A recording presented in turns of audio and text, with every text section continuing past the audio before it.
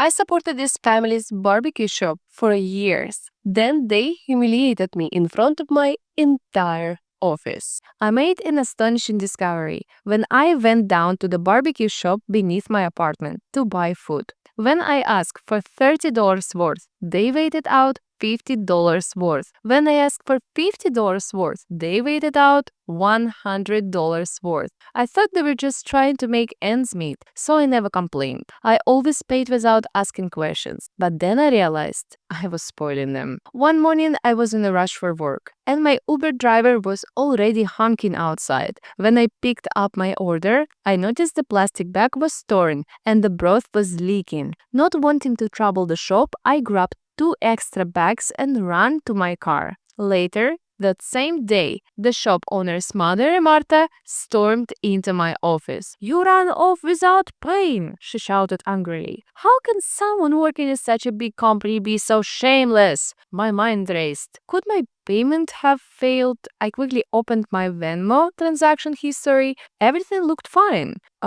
I checked, I said, trying to keep a polite tone. "I am certain I paid. Maybe there was a delay on your end." I showed her the transaction receipt on my phone. "See? I paid.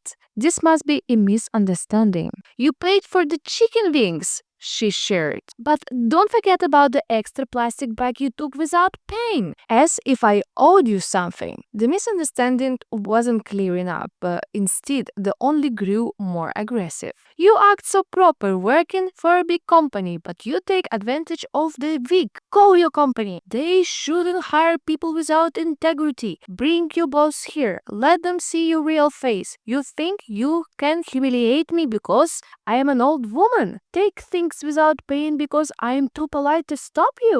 You are disgusting." By this point, her shouting had drawn the attention of the entire office. Martha's voice echoed across the floor, and people began gathering to see what was happening. Even my team leader, Greg Mitchell, came running to calm her down without hearing my side of the story. Greg said to me, "Just give her the money and let it go. She is an elderly woman, and it wasn't easy for her to come here. Let's not make a scene or damage the company's reputation." I held back my anger, understanding he was right. It was only $1, not worth escalating the conflict. Besides, I had an important client meeting in 30 minutes. I couldn't waste energy arguing. "Fine," I said, turning to Marta. I said clearly, "Miss Minor, I was in a hurry this morning and didn't notice that you waited out $56.90 instead of the $30 I requested. That's already more than I asked for, and I didn't know the extra bags cost money. That's my fault. I am sorry. Give me your payment code and I will pay right now." The murmurs among my colleagues showed they understood the situation. Many threw me sympathetic glances, but Martha still looked at me like I was pure evil. "But next time, if you don't pay for those bags, don't bother coming back. We don't serve disrespectful people," she spat. I nearly lost it, but forced myself to stay composed.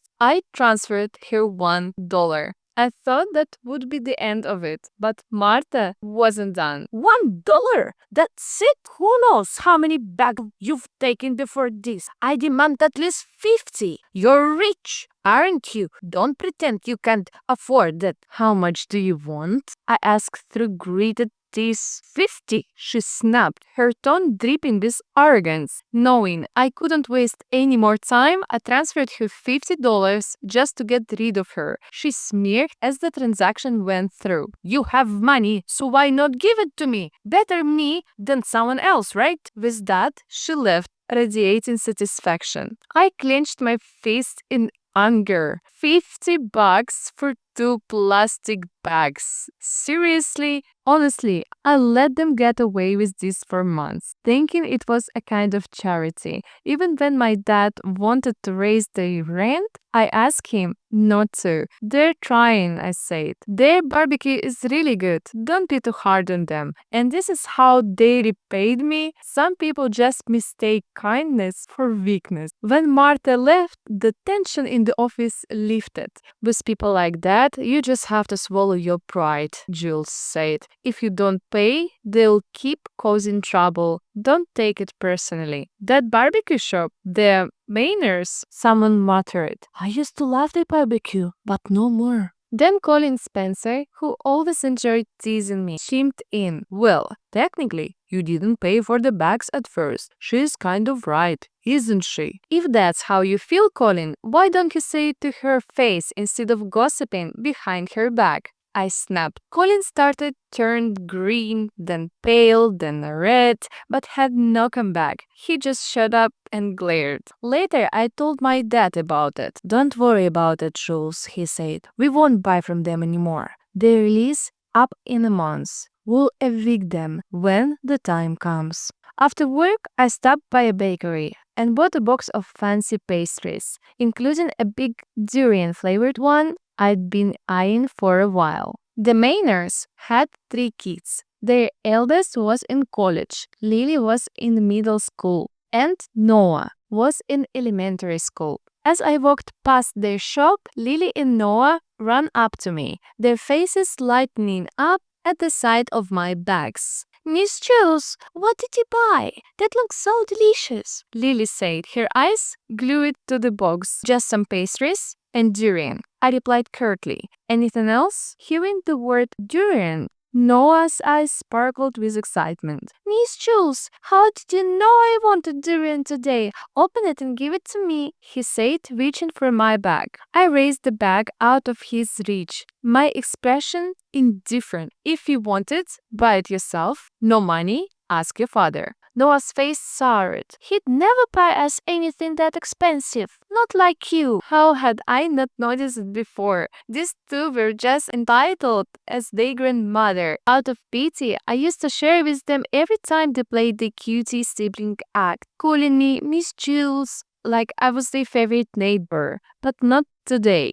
Not this time. When I didn't hand over the pastries, Noah tried grabbing my sleeve. Give it to me now. I'm asking you nicely. Step back, Noah, I said, shaking him off. I'm not your mom. Why should I give you anything? Noah's face darkened. You love our barbecue, don't you? Why not today? Because I didn't realize before how rude you all are, I replied coldly. With that, I turned and walked away, leaving them behind. They seemed to shout something after me, but I didn't bother looking back. At home, I unpacked my pastries, poured myself a cup of tea, and ate with satisfaction. But inside, I was still simmering with anger. The next day, I came home from work to find a note slipped under my door. It was a letter from the Mainers. Miss Jules, we were always considering you a good friend, but yesterday you were extremely rude to our children. They were very upset. If we have issues with our family, we could have discussed it differently. We've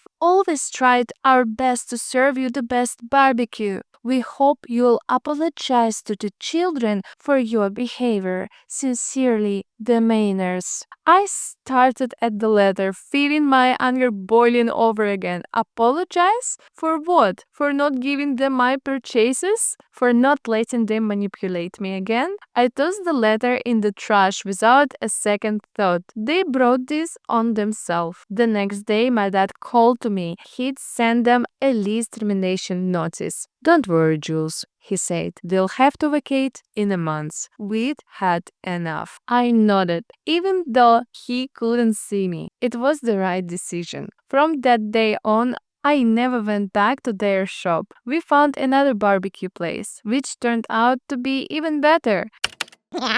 Thank you for watching. See you in the next video.